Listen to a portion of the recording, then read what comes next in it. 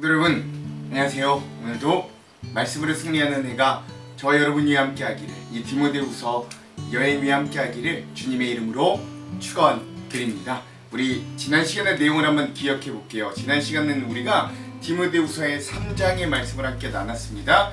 우리 말세의 징조 속에서도 바른 교훈과 하나님의 말씀을 따라 살아가라는 바울의 권면을 함께 좀 봤고요. 세 가지 은혜 나눴죠. 첫 번째, 말세의 가장 큰 위기는 어떤 교회 밖의 외부의 공격보다는 우리 나 자신의 내부의 변질임을 바울은 이야기합니다. 특별히 유명한 말씀이죠. 뭐라 그래요?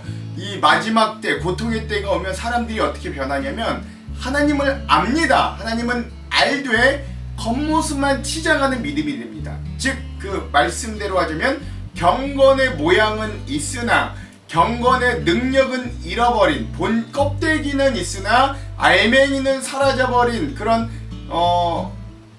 믿음을 잃어버린 겉모습만 번지르르한 시대가 정말 위기의 시대, 정말 마지막 때, 고통의 때다 라고 하는 것들을 알려주죠. 그러므로 그런 시대에는 이단과 같은 말씀들을 몰아내고 우리 안에 정말 참 복음을 지켜낼 수 있어야 된다. 알맹이를 지켜내야 된다 라고 이야기합니다. 두 번째, 그리고 또한 박해 속에서도 바른 교훈과 삶의 본을 따라 굳건히 서라 라고 하는 거예요. 삶의 고난 속에서도 복음을 따라왔던 바울 자신의 모습을 따라라, 번인을 본받아라 라고 이야기하면서 너도 같이 이 복음에 의하면 박해를 받아라 라고 이야기하는 거죠. 제가 슈몰크 목사님의 이야기, 그 신방을 막 며칠 갔다 왔더니 집에 불이 타서 두 아들이 이렇게 불에 타 죽었지만 그러나 그 자리에서도 그 목사님 울부짖으면서도 내 주여 뜻대로 행하시옵소서 그 찬양을 지었던 우리 목사님의 이야기도 함께 나눴고요. 세 번째, 성경의 권위에 굳게 서라. 즉 그 모든 마지막 때, 고통의 때 경건의 모양은 있으나 경건의 능력은 잃어버린 이때에도 우리에게 주시는 유일한 해결책은 오직 말씀, 말세의 고통을 이기는 유일한 무기 하나님의 말씀인 성경이라고 할 수 있죠. 예, 그래서 의로 교육하기에, 또 사람을 바르게 하기에 아주 좋은 것, 그죠? 너가 배우고 그런 일들의 확신에 거하고, 그리고 어렸을 때 성경을 알았고, 그리고 그 성경을 다시 한번 붙들어서 그 능력 있는 성경, 그 권위 있는 성경의 위치를 회복하고 그 말씀을 붙들고 살아라 라고 이야기하면서 우리 조선 땅에 들어오자마자 죽임을 당하면서 성경책을 던져줬던 토마스 선교사님의 이야기들도 함께 나눴으면 여러분 기억할 수 있을 겁니다. 자, 오늘부터는 이제 정말 디모데후서의 마지막 4장을 함께 좀 여행하려고 합니다. 그래서 오늘은 디모데후서 4-1의 시간이고요. 바울의 마지막 고백과 사명의 전달 첫 번째 시간입니다. 오늘의 분량은 사정의 전반부인 1절부터 8절까지 우리 함께 볼 거고요. 제목을 짓자면 마지막 사명까지 다 마친 완주의 영성을 향하여 라고 하는 제목을 지어봤습니다. 자, 그러면 두 가지 맥을 짚어보고 맥에 따라 주제를 한번 나눠볼게요. 첫 번째, 자, 오늘 디모데후서 4장 전반부 말씀을 통해서 내가 신경 쓰고 애쓰면서 받으려고 노력하는 평가는 내 주변의 사람들의 평가인가 아니면 하나님 앞에서 마지막 날의 심판 때인가를 여러분 잘 한번 말씀을 읽으면서 살펴보시기 바랍니다. 두 번째 맥은요, 오늘 바울의 유언과 같은 고백을 통해 완주의 영성이 무엇인가도 깊이 묵상해 보면 좋겠습니다. 이런 두 가지 맥을 짚으면서 오늘 말씀을 한번 좀 나눠보도록 하겠습니다. 자, 그럼 오늘 본문의 핵심 구절을 한번 나눌 건데요. 디모데후서 4장 전반부의 핵심 구절은 두 군데, 1절과 2절, 7절과 8절입니다. 먼저 1절에서 2절. 하나님 앞과 살아있는 자와 죽은 자를 심판하실 그리스도 예수 앞에서 그가 나타나실 것과 그의 나라를 두고 엄히 명하노니 너는 말씀을 전파하라. 때를 얻든지 못 얻든지 항상 힘쓰라. 범사의 오래 참음과 가르침으로 경책하며 경계하며 권하라. 아멘. 7절과 8절입니다. 나는 선한 싸움을 싸우고 나의 달려갈 길을 마치고 믿음을 지켰으니 이제 후로는 나를 위하여 의의 면류관이 예비되었으므로 주 곧 의로우신 재판장이 그날에 내게 주실 것이며 내게만 아니라 주의 나타나심을 사모하는 모든 자에게도니라. 아멘. 그렇죠. 오늘 이 바울의 유언과도 같은 이 말씀들을 오늘 본문 핵심으로 삼았고, 또 우리 주제를 살펴보면 왜 이게 핵심 구절인가 함께 좀 아실 수 있을 겁니다. 자, 그럼 세 가지 주제를 함께 나누고 오늘 본문을 한번 읽어볼게요. 먼저 디모데후서 4장 전반부 첫 번째 주제는요, 하나님 앞에서 말씀을 전하는 사명을 끝까지 감당하라 라는 주제입니다. 디모데후서 마지막 4장은 성경 전체를 통틀어서 가장 엄숙하고도 가슴 벅찬 장엄한 피넬레를 장식하는 곳입니다. 바울은 이제 이 땅에서의 시간과 사역을 마감하면서 하나님 앞에와 살아있는 자와 죽은 자를 심판하실 예수 그리스도 앞에 서는 심정으로 유언한다고 선포하는 거예요. 순교의 죽음을 목전에 두고 있었던 그 순간, 사람은 죽음을 앞두면 누구나 진지해지잖아요. 인생에서 가장 진지한 순간이 그때일 건데, 그래서 이 바울의 이 마지막 서신서인 디모데후서의 마지막 4장에선 단순한 격려와 권면의 차원을 뛰어넘는 이야기가 나오는 거예요. 그래서 이 말씀은 바울을 통해서 하나님께서 젊은 사역자인 디모데에게, 또한 오늘 우리 그리스도인들에게 주시는 가장 진지한 말씀과도 같습니다. 이 마지막 유언의 첫 번째 메시지는요, 바로 말씀을 바르게 선포할 것을 엄숙하게 명령하는 거예요. 1절에서 2절. 하나님 앞과 살아있는 자와 죽은 자를 심판하실 그리스도 예수 앞에서 그가 나타나실 것과 그의 나라를 두고 엄히 명하노니, 너는 말씀을 전파하라. 때를 얻든지 못 얻든지 항상 힘쓰라. 범사의 오래 참음과 가르침으로 경책하며 경계하며 권하라. 아멘. 그렇죠. 헬라어 성경으로 이 1절에서 가장 먼저 나오는 단어는 우리 한글 성경에서 하나님 앞과 라고 하지만, 원래 헬라어 성경의 1절은 엄히 내가 명한다 로 시작한다 그래요. 그러니까 지금 말하는 걸 굉장히 중요하게 여기고 꼭 지키라는 말이죠. 즉 주님의 명령과 거의 같은 수준이다 라고 이야기하는 겁니다. 바울은 마치 이후에 심판의 주로 오실 예수님 앞에서 떨리는 마음으로 내가 아주 엄하게 명을 내린다고 이야기하는 거예요. 그게 바로 너는 말씀을 전파하라. 때를 얻든지 얻지 못하든지 항상 힘쓰라 라고 하는 메시지입니다. 유명한 말이죠. 그래서 사실 이 말은 한국교회에서 전도의 대사명을 이야기할 때 주로 사용되는 말씀이기도 합니다. 하지만 앞뒤 전후 맥락을 살펴보면 이 말씀의 진위는 어떤 전도의 사명과 필요성을 강조하는 말씀이라기보다는 말씀 자체가 정말 복음 자체가 되도록 지키고 보존하라는 명령에 더 가까운 말씀이라고 할 수 있어요. 이렇게 보는 게 더 건강한 해석이 되는 이유는 바로 항상 말씀을 전하기에 힘쓰라고 한 전반부 뒤에 그 말씀 뒤에 있는 후반절에 나타난 바울의 말씀들이 더욱 이 전도를 때를 얻든지 못 얻든지 하라라고 하는 의미보다는 복음을 보존하여 그 복음을 전하는 데 힘쓰라라고 해석하는데 힘을 더 주기 때문에 그래요. 그러므로 바울은 목회자가 설교를 하거나 목회를 할 때 범사의 오래 참음으로, 또한 가르침으로 경책하고 경계하고 권면하기를 이야기하는 것이죠. 여러분, 경책하다 라고 하는 건 정신을 차리도록 꾸짖다 라는 말이거든요. 본인에게 잘못이 있다는 걸 확인시켜주는 거예요. 경계시키다는 뭐예요? 뜻밖의 사고가 생기지 않도록 조심하고 단속하다라는 말이잖아요. 성경에서도 주로 야단치다 라는 뜻으로 사용되기도 합니다.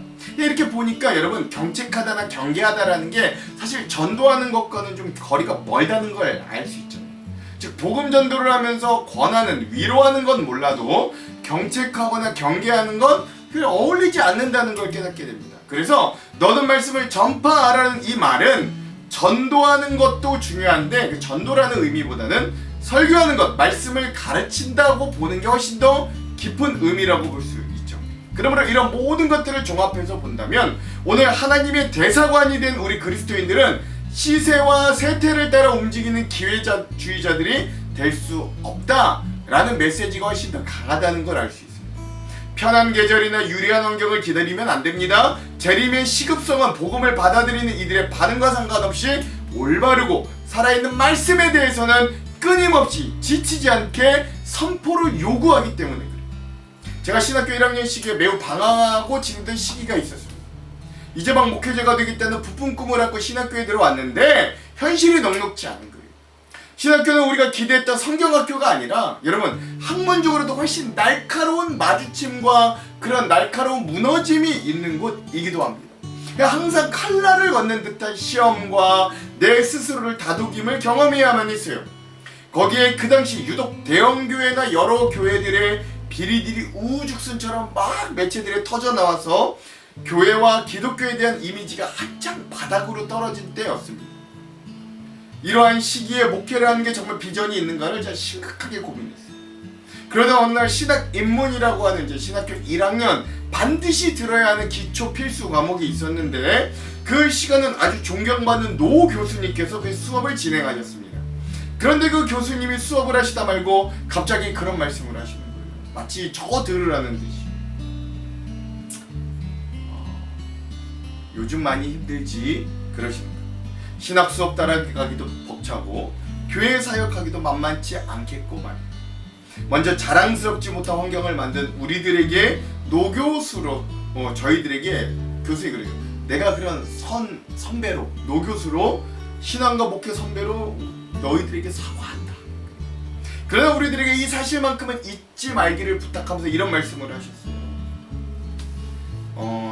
너희들이 이제 가면 목사가 되고 너희에게 주어진 양들을 섬길 건데 그 양들은 약하다.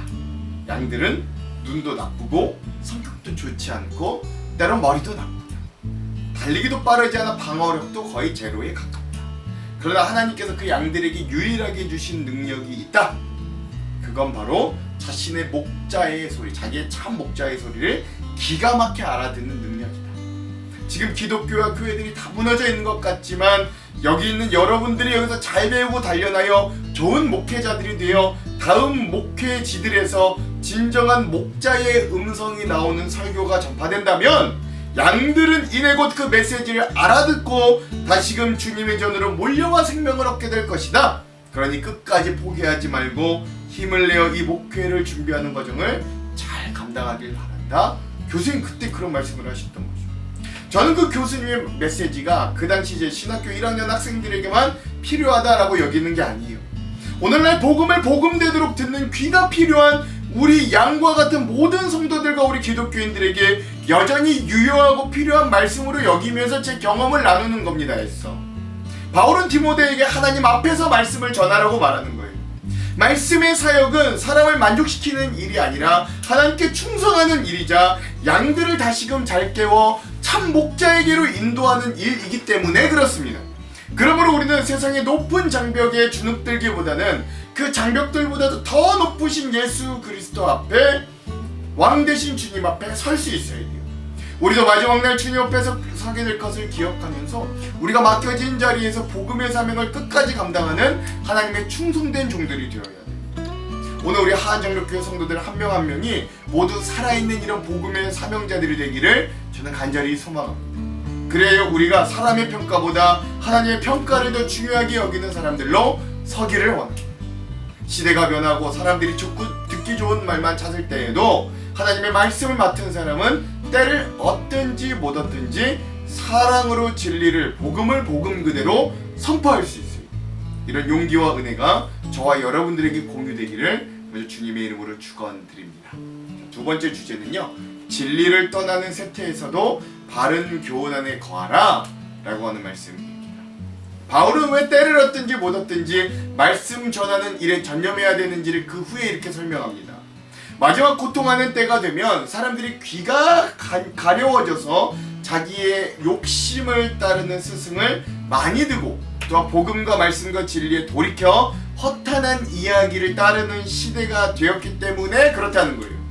바울이 디모데 목사에게 이 명령을 한 시대는 네로 황제의 극악한 핍박의 시대가 있었고 또 장소적으로는 헬라 문화의 중심과 자유방임과 여러 혼란한 철학과 이단의 공격이 특세한 헬라 문화의 중심지 에베소에 있었기 때문에 그랬던 거기도 하죠.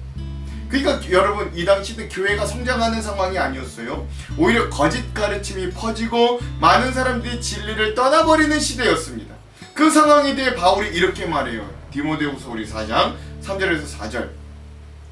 때가 이르리니 사람이 바른 교훈을 받지 아니하며 귀가 가려워서 자기의 사욕을 따를 스승을 많이 두고 또 그 귀를 진리에서 돌이켜 허탄한 이야기를 따르리라. 아멘. 그렇습니다.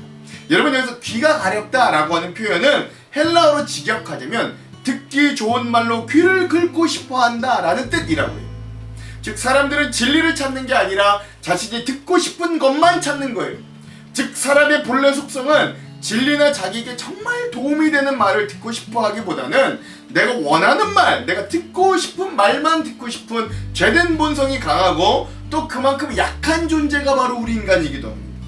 그러므로 바울은 이런 인간의 죄된 본성과 듣고 싶은 말을 따르는 연약함이 더해져 날이 가면 갈수록 마지막 때가 가까우면 가까울수록 진리를 향하던 사람들이 결국 자기가 듣고 싶은 말의 방향, 다른 방향으로 돌아서게 됨이 많을 거다라고 예고합니다. 근데 이런 상황이요, 너무 소름 돋게도 오늘날 우리가 사는 시대에도 여전히 마찬가지인 거예요. 사람들은 진리를 찾기보단 자기를 만족시켜주는 말을 찾습니다. 불편한 말씀을 듣기보단 좋은 말씀을 선택해요. 그러나 하나님의 사람은 시대가 원하는 말을 따라가는 사람이 아니라 하나님께서 말씀하신 걸 끝까지 붙드는 사람입니다. 바울은 이렇게 어려운 상황에서도 끝내 이 길을 걷게 하신 하나님을 고백하고 또한 자기의 인생을 디모데 앞에 이렇게 고백하는 거예요. 5절. 그러나 너는 모든 일에 신중하여 고난을 받으며 전도자의 일을 하며 내 직무를 다하라. 아멘. 그래요.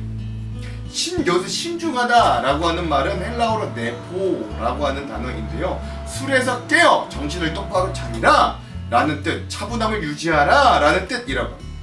세상과 교회가요, 어떤 세상 중심적으로, 그쵸? 세상의 세태 중심적으로 자극적인 메시지에 취해서 이리저리 흔들릴 때 주님의 진짜 종은, 주님의 충성된 종은 영적으로 맑은 정신을 유지할 수 있어야 돼요. 깨어야 된다는 거죠. 또한 복음을 지키기 위해 필연적으로 따라오는 고난도 감내하며 사람들의 인기나 트렌드에 편승하지 않고 전도자의 일, 자기에게 맡겨진 사명의 직무를 완벽하게 수행하는 사람을 의미합니다. 초대교회 위대한 설교자이자 황금의 입이라고 불렸던 요한 크리소스토무스라고 하는 분이 계셨다 그래요. 이분이요, 콘스탄티노플리스의 대감독으로 있을 때 일입니다. 당시 황실과 귀족들은 이제 로마의 국교가 기독교긴 하지만 어쨌든 거기에는 황실과 귀족들이 사치와 방탕에 빠져 있었고 교회 안에 성도들마저 자기의 탐욕을 축복해주는 감미로운 설교만 자꾸 요구했던 거예요. 그러나 그때 그 교회의 주교 목사였던 크리스토스무스는 성도들의 가려운 귀를 긁어주는 설교를 단호히 거부했어요. 청중들은요 자꾸 은혜로운 복만을 좀 선포하라고 분노했지만 결국 황실의 미움을 받아 그는 비참한 유배길에 오를 정도로 그는 하나님이 주신 말씀을 정직하게 그대로 전달했답니다. 그리고 결국 그 유배지에서 순교했다. 그는 사람들의 사욕을 채워주는 그런 스승이 되기보다는 고난을 받으며 전도자의 직무를 다하는 하나님의 참된 종의 길을 걸었던 거죠. 때로 하나님의 말씀은 좌우로 날이 바짝 선 양날의 검과 같아서 우리를 찔러 쪼개기까지 한다 그랬어요. 골수를, 우리의 육체를, 살을, 뼈를. 그러므로 말씀은 때로는 우리의 양심을 찌르고 우리가 가기 싫은 바른 길로 가도록 우리를 채근하고 근심하게 만들기도 합니다. 왜냐하면 진리는 항상 우리를 편하게 만드는 게 아니라 우리를 변화시켜 생명의 길로 가게 하기 위해서 그렇지요. 오늘 시대도 마찬가지입니다. 여전히 우리들은 듣기 좋은 말, 성공과 은혜만 강조하는 메시지, 죄를 말하지 않는 복음을 원하기도 합니다. 2000년 전이 지나도 우리의 본성은 여전한 거예요. 그러나 복음은 우리를 위로하기 전에 우리를 먼저 변화시킵니다. 그러니 말씀을 평가하지 말고 말씀 앞에서 나를 평가하는 태도로 여러분 전환하시기 바랍니다. 내 생각과 맞는 말씀만 선택하지 말고 불편하지만 나를 살리는 말씀을 붙드는 용기가 우리들의 있기를 소망합니다. 그럴 때 진리를 떠나는 이 세태 속에서도 우린 진리의 고센 땅 안에서 복음과 생명을 지켜낼 줄로 믿습니다. 마지막 세 번째 주제, 선한 싸움을 싸우며 믿음의 경주를 끝까지 완주하라 라는 주제예요. 이제 바울은 모든 말을 마치고 죽음을 목전에 둔 유언과 같은 신앙 고백, 승리 선언에 대해 이렇게 고백합니다. 6절에서 7절. 전제와 같이 내가 벌써 부어지고 나의 떠날 시각이 가까워왔도다. 나는 선한 싸움을 싸우고 나의 달려갈 길을 마치고 믿음을 지켰으니. 아멘. 그렇죠. 그래서 바울이 전제와 같이 부어졌다라고 할 때 이 전제라는 건 이스라엘 백성들이 제사를 드릴 때 포도주를 남김없이 부어드리는 걸 전제라고 했다. 바울은 자기의 전생애와 마지막 피 한 방울까지도 하나님을 위한 제물로 아낌없이 쏟아부었다고 고백하는 거예요. 중요한 건 바울의 고백의 말 중에 바울은 나는 믿음으로 성공했다라고 말하지 않았다는 거예요. 나는 복음으로 유명해졌다, 내가 교회를 몇 개를 세웠는지 아느냐, 이렇게 말하지 않았어요. 그가 말했던 건 고백은 단 하나, 나는 믿음을 끝까지 지켰다 라고 말하는 것 뿐이었어요. 특별히 7절에 보면 놀라운 바울의 이런 세 가지 표현이 등장하는데, 그건 내가 여태껏 싸웠다, 내가 달려왔다, 그리고 내가 지켜왔다 라고 합니다. 특별히 여기서 싸움이라고 하는 말은 운동 경기장에서의 경쟁을 의미하는데요, 싸울 인생은 편한 길이 아니라 믿음을 지키는 영적 경기를 의미했다는 거죠. 중요한 건 바울이 이렇게 마지막 유언과 같은 말에 나는 위대한 일을 했다라고 하지 않았다는 거예요. 바울이 말한 건 나는 끝까지 지켰다 라고 이야기했다는 거죠. 하나님 나라에서 중요한 건 화려한 시작이 아니라 충성된 완주가 중요하다라는 걸 이야기하는 겁니다. 여러분, 윌리엄 보든 선교사님이라고 혹시 들어보셨습니까? 굉장히 훌륭한 분이어서 한번 이야기를 나누고 싶어요. 이 윌리엄 보든이라는 분이 원래 시카고에서 큰 목장을 경영하는 대부호의 가정에서 태어났다고 합니다. 그는 고등학교를 졸업하자마자 거액의 유산을 상속받아서 이미 20살에 백만장자가 된 사람이었다. 그런 보든이 예일대학교에 합격한 뒤에 여유롭게 세계 일주를 떠나게 되었습니다. 명문대에 들어갔죠. 이미 백만장자가 되었죠. 젊죠. 다 가졌습니다. 혼자서 아시아, 중동, 아프리카 등등 여러 나라를 돌아다니다가 그곳에서 뜻하지 않게 가난과 질병과 고통을 받고 있는 자신과도 삶이 너무 다른 사람들의 모습을 발견하고는 굉장히 큰 충격을 받았던 거예요. 그리고 그는 그때 선교사의 길을 선택합니다. 그리고 그가 선교사의 길을 선택하면서 성경책에 세 문장을 적었는데, 그게 뭐냐? 세 가지 중에 하나, 남김없이. 두 번째, 후회 없이. 그리고 후퇴 없이. 그 선교의 길을 가겠다는 거죠. 그는 지체하지도 않았고 다른 마음을 품지도 않고 하나님께 자기를 남김없이 드리고자 했어요. 결국 그는 그렇게 호련히 그 모든 것 다 내려놓고 이집트 땅으로 선교를 하러 떠났습니다. 거기서 그는 열정적으로 복음을 전했고 예수 그리스도의 사랑을 이집트 땅에 퍼지도록 그 삶으로 그 삶을 보여주는 선교사가 되었어요. 그러나 안타깝게도 그는 이집트에서 사역한 지 4달도 채 되지 않아 뇌막염에 걸리게 되었고, 그 뇌막염이 발병한 지 한 달 만에 결국 세상을 떠나게 되었다라고 합니다. 비록 26세라고 하는 짧은 일기로 세상을 떠났지만 그의 삶은 복음의 경주를 완주한, 그쵸? 남김없이, 후회 없이, 후퇴 없이 주님을 섬겼던 인생이었던 겁니다. 이 실화에서도 우리가 느껴지듯 신앙의 중요한 기준이 있는데, 그건 뭐냐면 하나님께서 우리에게 물으시는 건 네가 얼마나 많은 걸 이루었냐가 아니라 끝까지 나를 붙들었느냐, 이 믿음을 지켰느냐라는 걸 물으신다는 거예요. 그런 의미에서 바울은 인생의 마지막 순간에 뒤를 돌아보며 후회나 미련을 남기지 않은 인생이었어요. 세상의 눈으로 보면 로마 감옥에서 비참하게 목이 잘려 죽어가는 패배자의 모습으로 보일 수 있지만, 영적인 눈으로 보는 바울은 마침내 그 모든 경기 끝에 승리하여 결승전을 통과하는 위대한 승리자였던 거예요. 그에게는 이제 이 땅의 쇠사슬이 아니라 곧 의로우신 재판장의 재림의 날을 씌워주실 영광스러운 의의 면류관이 그에게 준비되어 있었기 때문이죠. 8절, 이제 후로는 나를 위하여 의의 면류관이 예비되었으므로 주 곧 의로우신 재판장이 그날에 내게 주실 것이며 내게만 아니라 주의 나타나심을 사모하는 모든 자에게 도니라. 아멘. 그렇죠. 바울이 이렇게까지 할 수 있었던 이유는 선한 싸움을 싸우고 달려갈 길을 마치고 믿음을 지킨 자신에게 하나님께서 의로운 면류관을 주실 거라는 걸 확신하고 믿고 알고 있었기 때문에 그래요. 바울의 생의 마지막 순간에 오늘 본문과 같은 고백을 이렇게 드릴 수 있었던 것은 다메섹으로 가던 그를 부활하신 주님께서 만나주신 후에 그가 그의 생애를 영과 진리로 하나님께 예배하는 삶으로 드렸기 때문에 그렇습니다. 또한 주님께서 그의 곁에 서서 그의 평생 선교하는 동안 힘이 되어주시고 보호막이 되어주시고 인도하여 주셨기 때문에, 목자가 되어주셨기 때문에 그렇죠. 오늘 하루 우리의 삶이 선한 싸움으로 우리 달려갈 길을 신실하게 달리며 믿음을 지키는 한날이 되기를 저는 간절히 소망합니다. 그러면 우리 주님께서 우리 곁에 힘을 주시고 보호하여 주시고 우리를 인도하여 주실 목자가 되어 주실 것을 우리도 경험할 수 있게 될 겁니다. 그러므로 오늘 디모데후서 4장의 전반부는 우리들이 이렇게 질문하는 거예요. 나는 신앙의 경주를 끝까지 달리고 있는가? 나는 편한길 때문에 복음을 내려놓고 있지는 않는가? 나는 다음 세대에게 무엇을 남기고 있는가? 라고 말이죠. 여러분, 신앙은 시작하는 것도 중요하지만 그것보다 훨씬 더 중요한 건 끝이 중요합니다. 중간이 아무리 화려해도, 중간이 아무리 뜨거워도 끝까지 지켜야 되는 거예요. 믿음은 말보단 이런 끝내 지켜내는 삶으로 증명됩니다. 그리고 복음은 내가 가지고 끝나는 게 아니라 다음 세대에게 전달되어야 돼요. 그러므로 디모데후서는 오늘 우리들에게 인생의 종착역에서 우리는 어떤 고백을 남길 것인가를 물어보는 거예요. 세상의 부와 명예를 쌓는 일에 평생을 낭비할 건가? 아니면 바울처럼 달려갈 길을 다 달려가고 믿음을 지켜노라라고 고백하는 인생이 될 것인가? 이 마지막 유언과도 같은 이 말씀들을 우리가 기억하면서 어떤 박해와 고난이 우리의 삶에 있다 할지라도 이 믿음의 바통을 이어받아 끝까지 선한 싸움을 싸워내는 진정한 하나님의 사람들이 다 되시기를 주님의 이름으로 축원드립니다. 기도할게요. 하나님, 오늘 달려갈 길을 다 마치고 믿음을 지켜노라 이야기하는 이 바울의 모습을 오늘 우리가 함께 살펴보기를 원합니다.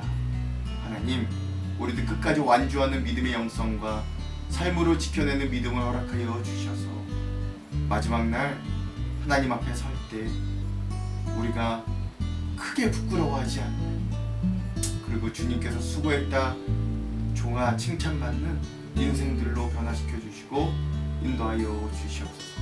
오늘 말씀 위에 그런 큰 은혜를 주실 것을 기대하며 예수님 이름으로 기도합니다. 아멘. 그럼 사랑하는 성도 여러분, 오늘 하루도 말씀으로 승리하십시오. 사랑하고 축복합니다. 화이팅! 제4장. 하나님 앞과 살아있는 자와 죽은 자를 심판하실 그리스도 예수 앞에서 그가 나타나실 것과 그의 나라를 두고 엄히 명하노니 너는 말씀을 전파하라. 때를 얻든지 못 얻든지 항상 힘쓰라. 범사의 오래 참음과 가르침으로 경책하며 경계하며 권하라. 때가 이르리니 사람이 바른 교훈을 받지 아니하며 귀가 가려워서 자기의 사욕을 따를 스승을 많이 두고 또 그 귀를 진리에서 돌이켜 허탄한 이야기를 따르리라. 그러나 너는 모든 일에 신중하여 고난을 받으며 전도자의 일을 하며 내 직무를 다하라. 전제와 같이 내가 벌써 부어지고 나의 떠날 시각이 가까웠도다.